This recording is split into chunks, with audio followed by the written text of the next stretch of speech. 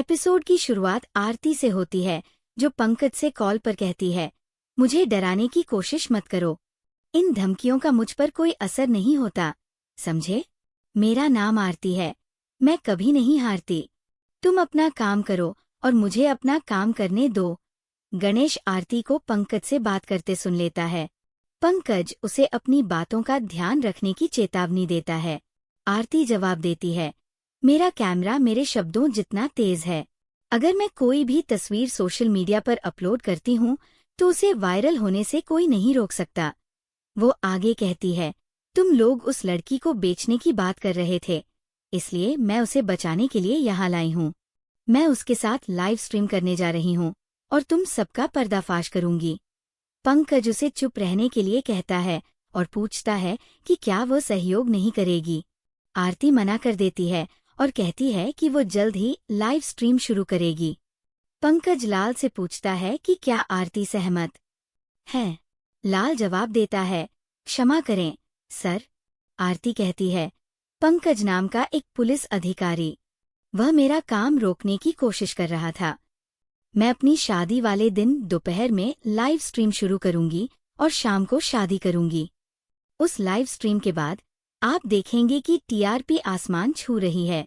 मैं number 1 reporter और फिर वेद की पत्नी बन जाऊंगी। गणेश उसे रोकने की कोशिश करता है, लेकिन वह चली जाती है। गणेश अंजलि से कहता है, वही लोग हमारी जिंदगी में वापस आ रहे हैं।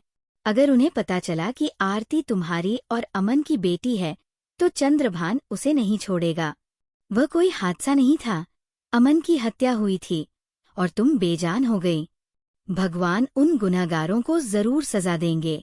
आरती लाल को फोन करती है और कहती है, मैंने काली को अपनी चौल में संभाल कर रखा है। मैं उसे उस दिन लाइव स्ट्रीम के लिए लाऊंगी, इसलिए चिंता मत करो। बाद में आरती को वेद का फोन आता है। वेद आरती को बताता है कि वह कल दिल्ली आ रहा है। वह कहता है कि वह उसके सामने खड़ा होगा और आखिरकार अपने दिल की बात कह देगा। आरती पूछती है कि बात क्या है। वेद उससे कहता है, मैं तुमसे प्यार करता हूँ कहना चाहता हूँ। आरती चुप रहती है। वो वेद से कहती है, तुम मुझसे कभी मिले भी नहीं मुझे देखा है, फिर भी कहते हो कि तुम मुझसे प्यार करते हो।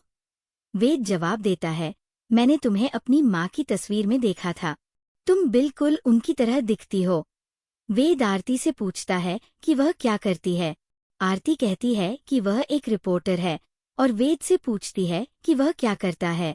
वेद बताता है कि उसके परिवार का एक पुश्तैनी व्यवसाय है और वह वही काम करता है। इस बीच काव्या सड़क पर आरती को फोन पर बात करते हुए देखती है और उसे अंजलि समझ लेती है। काव्या चंद्रभान को फोन करती है और उसे बताती है, अंजलि जिंदा है।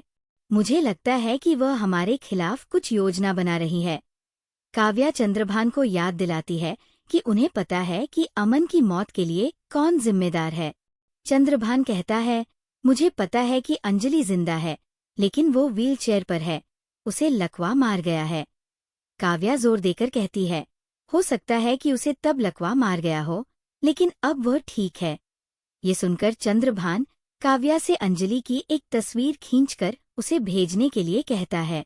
काव्या मान जाती है, लेकिन जब वो इधर-उधर देखती है तो उसे अंजलि नहीं मिलती। काव्या चंद्रभान को इसकी जानकारी देती है। चंद्रभान उसे चिंता न करने के लिए कहता है और कहता है, मैं खुद गणेश के घर जाकर सच्चाई का पता लगाऊंगा। चंद्रभान गणेश अवस्थी के घर पहुंचता है।